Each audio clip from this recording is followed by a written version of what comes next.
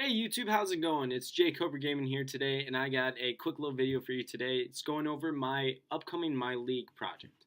Now, I've been having this project kind of drawn out, thought out since September, since kind of the game came out. A big reason for this was the inclusion of the new 19 classic historic teams, and of course the all-time teams, which gave us a host of new players.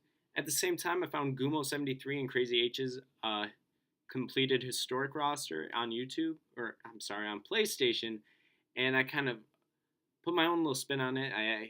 I fixed like some issues with their roster. I've added my own players that I thought were appropriate, and at the same time, I de-bloated the ratings of several of the all-time team members and kind of like changed some of the ratings or the years like to some rookie years, so it'd be easier for me to do my MyLeague series. Anyway, the MyLeague series is an alternate reality in the NBA timeline where instead of starting back in 1946, it starts off in 1964 in the fall. That first season being the 1964-65 NBA season. So that means like players like Bill Russell, who started his career in I believe 1957. None of those stats are there. In fact, 1965 is technically his rookie year as it is for the whole league. Therefore, there will be no Rookie of the Year or Most Improved Player. What there is, though, is there's a chance for players to redo their career. Maybe some new MVPs, new NBA champions, who knows? Now, the players that will be included are all the players available to me, basically from my all-time historic template roster. Now, so players like, say, that aren't in the game, for example, I got one right here.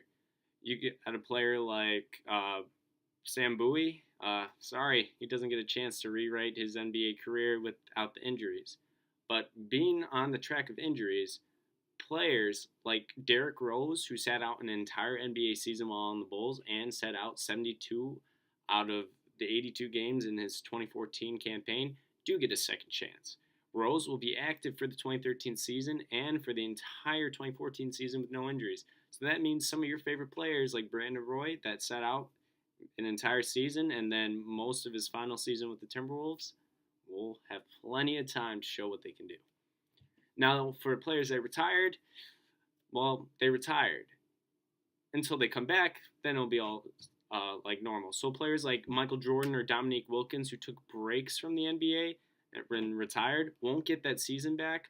But if they came back midway through a season, like Jordan did in '95, he gets that entire season this time around. Another way is like, for example, Steve Mix, I believe, played in the CBA in the middle of his prime. He does not get to come back in the years he was away from the NBA, I'm not going to predict what team he would have gone on, which I could, but I want to leave it a little more authentic.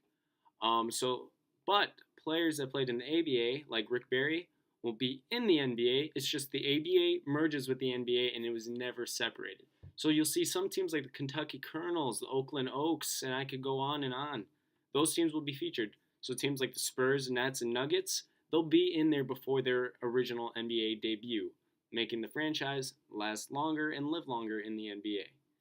So that is my series. The first season, 1965, will be out in 2 parts, hopefully by the end of this week before New Year's Eve. So that is the game plan. Thank you guys so much for watching. Have a great night, week, year, month, and soon to be New Year coming around the corner. It's 2018. So get your goals ready. And hopefully, if you're going to the gym, follow through with it. All right, thank you guys so much for watching.